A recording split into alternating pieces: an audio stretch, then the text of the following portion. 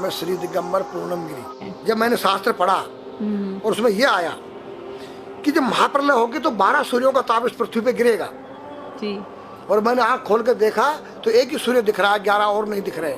मैंने उनसे तर्क किया कि 12 ही लिखा है, गलत लिखा है कि 12 सूर्यों का ताप पड़ेगा, एक ही सूर्य 12 कहाँ है? तो उन्होंने कहा बेटा ये सत्य लिखा है, जो वर्तमान में हमारा सूर्य का प्रकाश आ रहा है ये केवल 8% आ रहा है।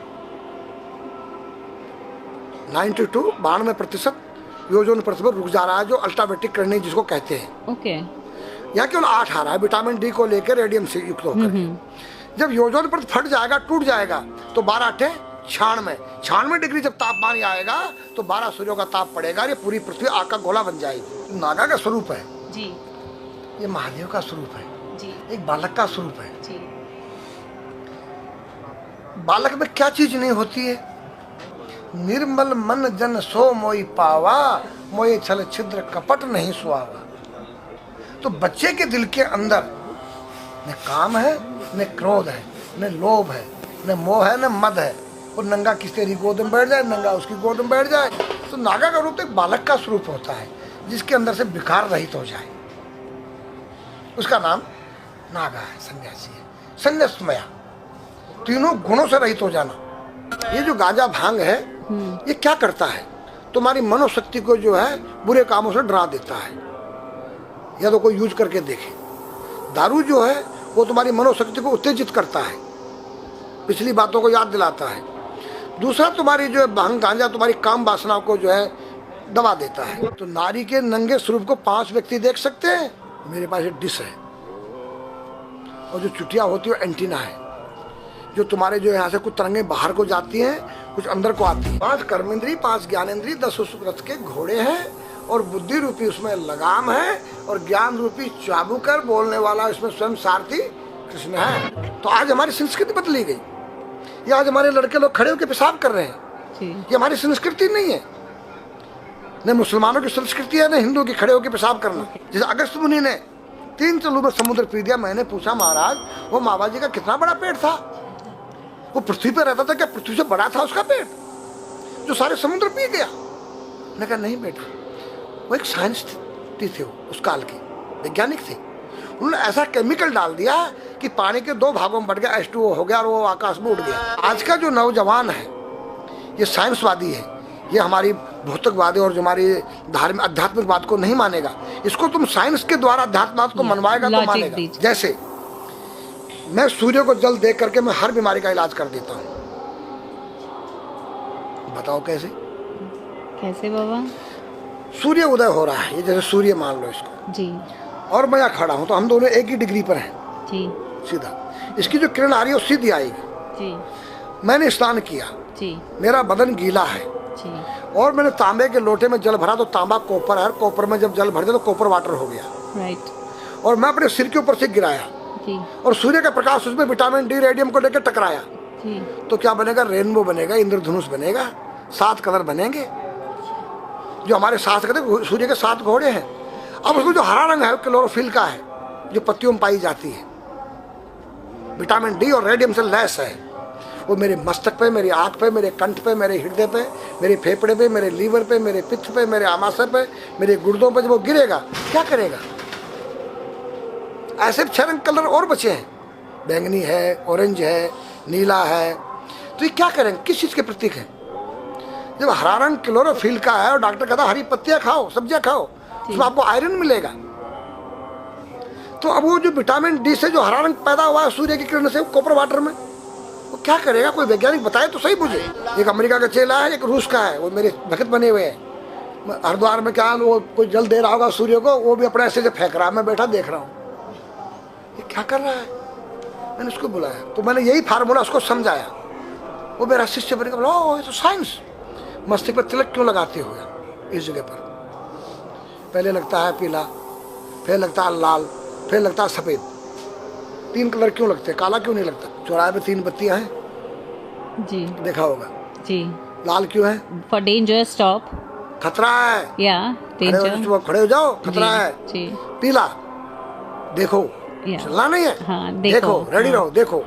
और सफेद चल, सफेद सफेद तो यहाँ है उसमें ना, हाँ चावल लगा रखे हैं ना मैंने हाँ सफेद, हाँ वहाँ हरा है, वहाँ हरा है, रेडी टू गो। गो, या हरा गो है। जी। नहीं सफेद, अगर युद्ध हो रहा है, गोलियां चल रही है, सफेद झंडा लहरा दिया जाए। पीस, शांति का प्रतीक है। चावल ठंडा होता है, और हमारी यहाँ पर सुषुम्ना नाम की नाड़ी है, जी लाल कलर है कि तुम इस योग संयोग में आके तुम बैठ सकते हो कि नहीं, ये माहौल तुम्हारे योग्य है या नहीं, या जुआ चल रहा है, या शराब पी जा रही है, क्या तुम बैठ सकती हो? देखो पीला कलर है, देखो, आना नहीं जाना नहीं, देखो, ओ खतरा है या ठीक नहीं है, चलो। और सफेद शांति, जी क्या यहाँ शांति है, बैठ सकते हैं। तो ये हमारी जो है संस्कृति में एक वैज्ञानिक है। जब हम खाते हैं गैस बनती है, तो बिल्कुल। चावल जब पानी में भीगे बाद ठंडा हो जाता है, और हमारी सुषुम्ना नाड़ी पर जब लग गया है तो उस नाड़ी को ठंडा करने लग गया है, उस नाड़ी से कोई गर्म गैस को ऊपर चढ़ने नहीं देगा। और हमारे शरीर ब्रह्मांड में, हमारे सिर के अंदर कोई ऐसी वायु गैस जाकर तुम्हारे सिर को परेशान नहीं कर सकता है। तो मेरे पास जितने हमारे शास्त्र पुराण ग्रंथ हैं, ये साइंस है। मैं साइंस के द्वारा इन वैज्ञानिकों को समझा सकता हूँ और रगड़ा सकता हूँ। कहा जाता है कि नागा बाबा जो हैं वो कुंभ मेले के बाद विलुप्त हो जाते हैं, ऐसा कुछ है क्या? ऐसा नहीं है। जैसे हम गंगोत्री धाम हिमालय में रहते हैं, जी वहाँ मुझे हिमालय पसंद आया। जी क्यों? कि तुम गर्मी से बचने के लिए तुम्हारे रूम में एसी लगी है, जी ठंडा पानी पीने के लिए तुम्हारे पास कृत्रिम जो है फ्रिज लगा है, जी हवा लेने के लिए तुम्हारे को पंखे या कूलर जो है कृत्रिम लगे हैं।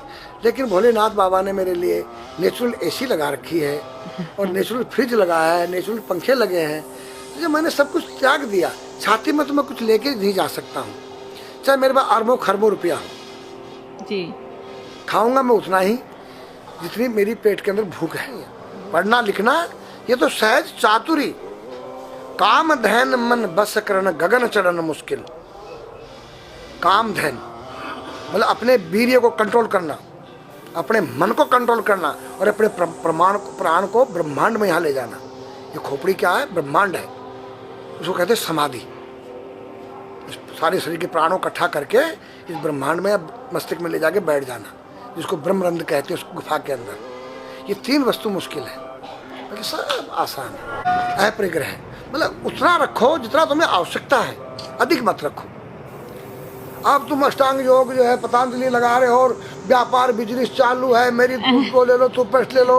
अब मेरा आयुर्वेदिक अंडरवियर आ गया है। मैंने बोला वो कैसा है कि मैंने गंगा जल में जड़ी बूटे के रस में धागे भिगोए थे तब बनाया था। और मेरा दावा है कोई कितना योग कर ले, कोई स्वस्थ नहीं रह सकता है। क्यों? खान पीन तुम्हारा केमिकल, वायु में तुम्हारा केमिकल, पानी में तुम्हारा केमिकल। अब जो तुम आरओ का पानी नहीं पी रहे हो, उसके पानी के गुण ही नष्ट हो गए सब। उत्तर को सिर करके सोना क्यों मना किया है साइंस ने? हमारे शास्त्र मना करते हैं। हम उत्तर को सिर करके सोएंगे, दक्षिण को पैर करके। हम जब उठेंगे तो हमारी दृष्टि कहाँ? दक्षिण की तरफ जाती है। दक्षिण में यम का वास होता है। और जब दक्षिण को सिर करके सोएंगे तो हमारा मुंह उत्तर को जाएगा। उत्तर हिमालय है, भगवान शिव का कैलाश है। साइंस कहता है कि पृथ्वी के उत्तर ध्रुव दक्षिण ध्रुव है। पृथ्वी कैसी है पता है? तेरा सिर, सेम तेरा चेहरा 23.5 डिग्री के अंश पर है। ये थोड़ी सी चुटिया नाप लेना अपनी प्रकार लेकर के, तुम भी नाप लेना, तुम भी नाप लेना, मैं भी नाप लूँ चाहे। ये थोड़ी सी चुटिया 90 पर नहीं है, ऐसे तिरछी झुकी हुई है। ये चुटिया ये ठोड़ी है, 66.5 डिग्री का कोण बनाती है। तो ये जो चुंबकीय मैग्नेट पावर है उत्तर से नॉर्थ से साउथ तक, हम जब सिर उत्तर की तरफ करेंगे तो ये नॉर्थ है, वो नॉर्थ है, नॉर्थ को नॉर्थ धक्का मारेगा तो तुम्हारे दिमाग में और तुम्हारे हार्ट में डिस्प्रोजन होगा और बैलेंस बिगाड़ेगा। इसलिए साइंस भी कहता है कि उत्तर की ओर सिर मत करो, और हमारे शास्त्र भी कहते हैं कि उधर मत करो, नीचे उधर दक्षिण की तरफ यम का वास है, उनकी तरफ दृष्टि पड़ती उठते ही। मतलब एक कहने का फर्क है, एक चीज़ एक ही है। आज हमारे पास योग की विद्या थी, वो गायब हो चुकी है। अब तो जो थोड़ा सा कोई एक चूहा था, वो दुकान में गया, उसको एक हल्दी कंकर मिल गया, बोला हम पंसारी हो गया है। हल्दी मिल जाने से पंसारी बन गया। जो पीटी स्कूल में कभी किया होगा आप लोगों ने, पढ़ा होगा स्कूल हाँ में, जी। उसी को योग कह रहे हैं। योग क्या है? भगवान कृष्ण के पास था, उज्जैन गए थे संदीपनी ऋषि के पास सीखने के लिए। एक ही समय में 16,808 रानियों के साथ बात कर रहे हैं, अलग अलग रूप में। योग से अनेक रूप बन सकते हैं। योग हनुमान जी के पास था। जब लंका में घुसे हैं तो मच्छर का रूप बनाया उन्होंने, मत्स्य के समान रूप धर कपि, मच्छर के समान। जब सीता के पास गए छोटे से बनकर तो पूछा क्या तेरे जैसे ही है सब? कि हाँ।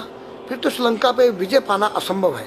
तो हनुमान ने पहाड़ का जैसा रूप दिखाया, हिमालय जैसा। सर्जविन करना, अपने प्राण को निकाल के मुर्दे में डाल देना, उसको प्रकाया प्रवेश कहते हैं, जो आज है ही नहीं, लुप्त हो गई।